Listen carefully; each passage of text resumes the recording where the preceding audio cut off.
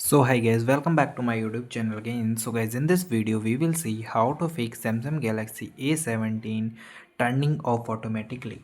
So guys, if you're facing such type of issues that your phone is turning automatically, so guys you just follow this video to troubleshoot this issue. First thing is guys, check your battery health. Make sure your battery health is good and it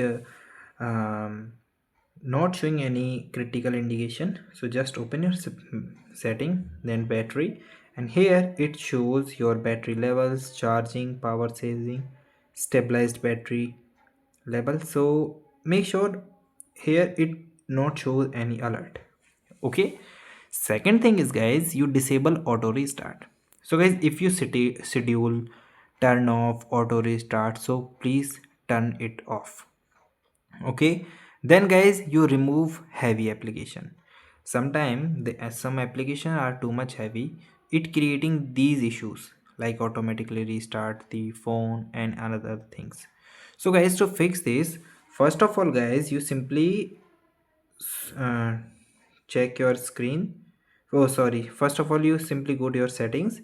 In the settings you go to the option of battery section.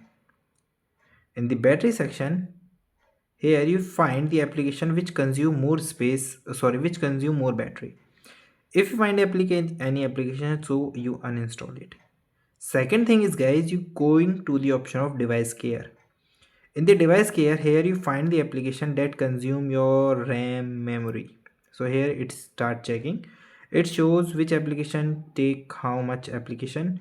Here is the memory resistant app. So here it shows app running in the background all the time. Sometimes this is necessary for the app to work correctly. Okay, so too many memories resistance app can slow down your phone if you are not using any of the app low, so putting them to deep sleep and improve your phone performance.